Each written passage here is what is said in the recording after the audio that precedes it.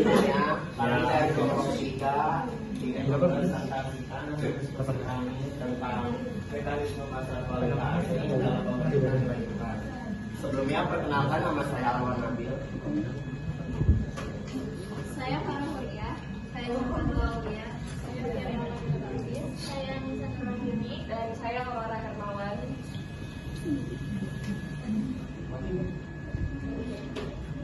Jadi di sini saya akan menjelaskan bagaimana interaksi permintaan dan penawaran mata uang menciptakan nilai tukar. Permintaan mata uang adalah pilihan mata uang asing yang ingin dibeli atau digunakan oleh pelaku ekonomi. Permintaan muncul karena kebutuhan transaksi internasional. Nah, jadi permintaan mata uang itu adalah seberapa banyak orang atau perusahaan yang butuh mata uang asing. Misalnya perusahaan, investor, turis, atau bahkan pemerintah. Kenapa mereka butuh? Karena mereka mau transaksi dengan negara lain. Contoh, perusahaan butuh barang, perusahaan mau impor barang dari Amerika butuh dolar. Investor mau tanam modal di Jepang butuh yen. Turis mau liburan ke Korea butuh won. Karena banyak yang butuh, jadinya permintaan dari sekolah permintaannya naik sama setara. Nilai masyarakat sehingga tidak berubah atau nilainya sama, nilai tukarnya akan naik. Dan sebaliknya, kalau permintaannya rendah, nilai tukarnya ikut turun. Jadi permintaan itu mempengaruhi naik turunnya nilai tukar di pasar valuta asing. Selanjutnya ada penawaran. Nilai tukar terbentuk dari pertemuan antara permintaan dan penawaran suatu mata uang di pasar valuta asing. Ketika penawaran suatu mata uang meningkat, misalnya karena eksportir menemukan pembayaran dari luar negeri, investor membeli aset luar negeri, atau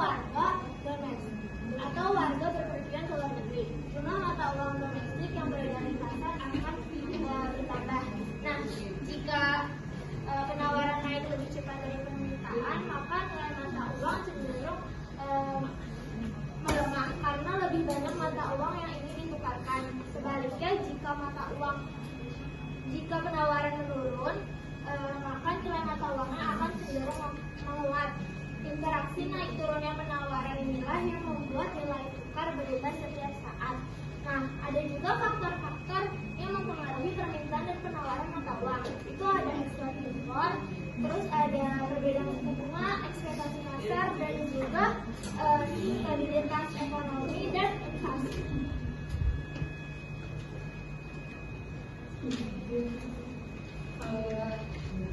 Selanjutnya ada peran pelaku utama bank sentral dalam mekanisme pasar valuta asing.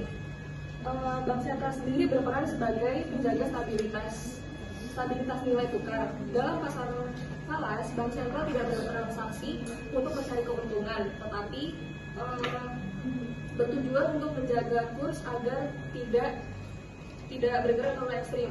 Nah, secara keseluruhan, bank sentral bertindak sebagai stabilisator. Selanjutnya ada intervensi di pasar falas. Peran pertama bank sentral adalah melakukan intervensi di pasar valuta asing.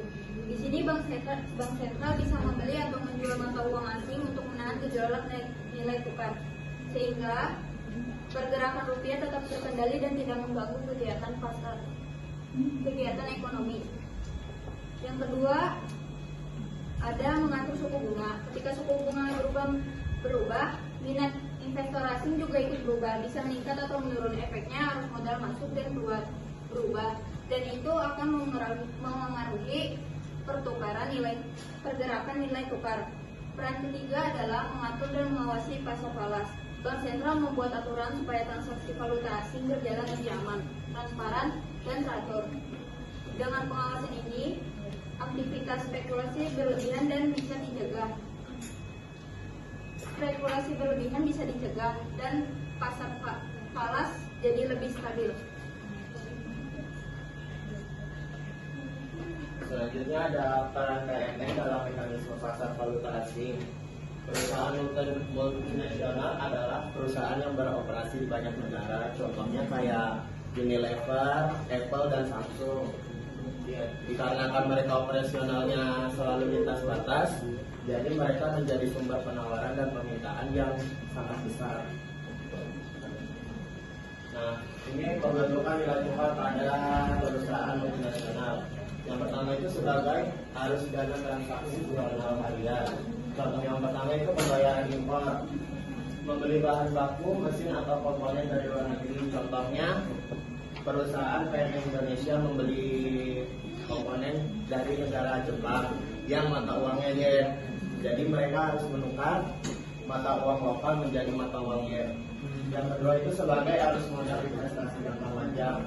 Investasi asing langsung memutuskan membangun pabrik baru atau mengakuisisi perusahaan di suatu negara. Jadi mereka harus mentransfer modal yang sangat besar dari USD ke negara tujuan dan harus menukarnya ke mata uang lokal. Selanjutnya, peran spekulan dalam mekanisme pasar valuta asing dalam pembentukan nilai tukar.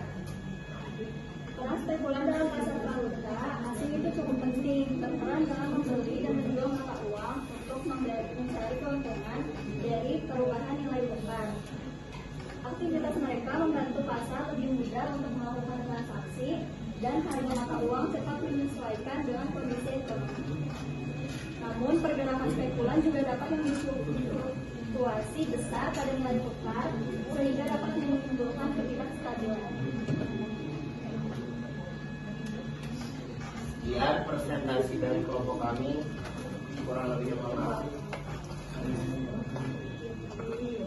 Untuk sesi tanya jawab akan kami serahkan ke kelompok 4. Terima kasih. Assalamualaikum warahmatullahi wabarakatuh. Jadi kami dari kelompok 4 ingin melanjutkan dari kelompok 3, yaitu kami akan menjawab pertanyaan dari teman-teman di sini. Bagi teman-teman yang ingin bertanya, silakan mengajukan dirinya. Izin bertanya boleh ya? Punya perkenalkan nama saya, silakan. Sebelumnya perkenalkan nama saya Muhammad Fatir dari kelompok 5. Saya bertanya, di PPT kita dijelaskan bahwa pihak yang memiliki pengaruh terhadap pasar pasti itu kan ada bank sentral, PMN, sama regular. Apakah ada pihak lain selain ketiga pihak itu yang sebelumnya? Terima kasih.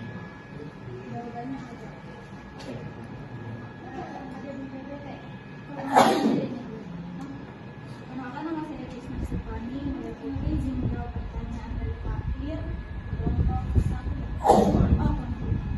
Itu ada di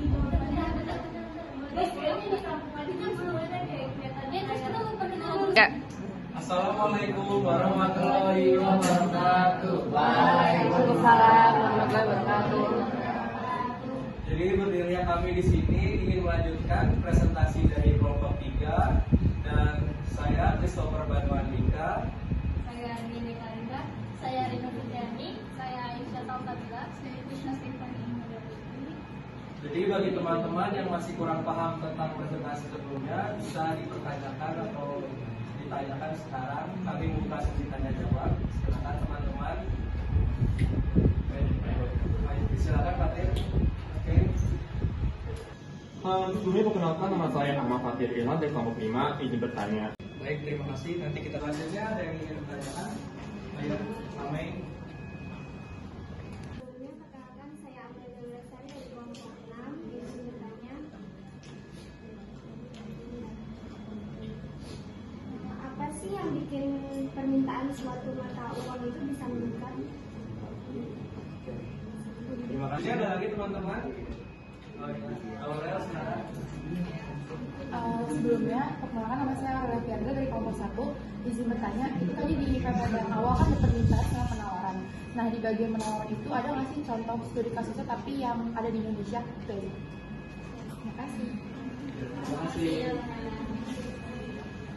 Jawab untuk pertanyaan 1 kelompok 5 sebenarnya ada di jawaban PPT. Nah ini, bukan. Nah, ini jawabannya tuh eksportir menolak pembayaran dari luar negeri juga bisa. Peran apa sih namanya? Selain itu. Terus yang kedua ada investor domestik membeli aset luar negeri. Terus sama warga perbankan bagian luar negeri jumlah mata uang domestik yang diberedar di pasar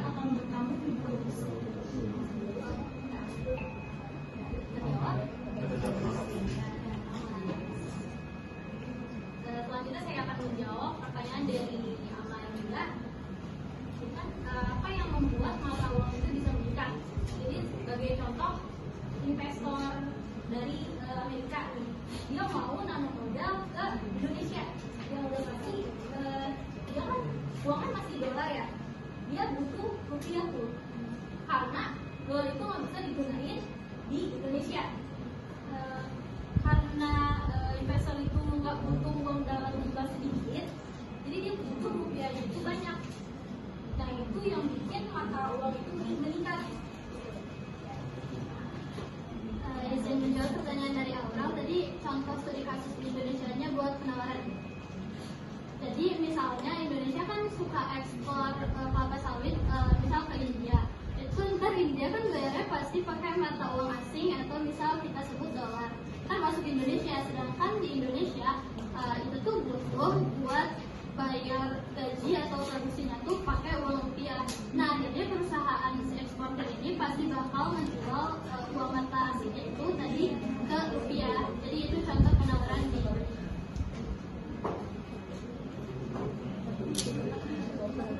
Saya ingin menambahkan dari AIS. Jadi intinya itu kalau investor asing itu ada membeli saham di Indonesia, maka otomatis dia akan membutuhkan rupiah. Nah dari kebutuhan akan rupiah itu, maka harga perkitaan itu akan naik. Jadi nilai rupiah akan menguat.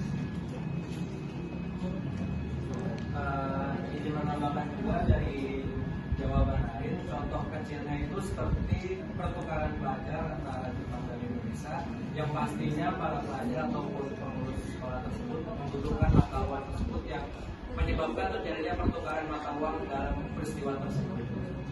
Oke. Bagaimana teman-teman? Oke. Sekian dari kami, kurang lebihnya mohon maaf.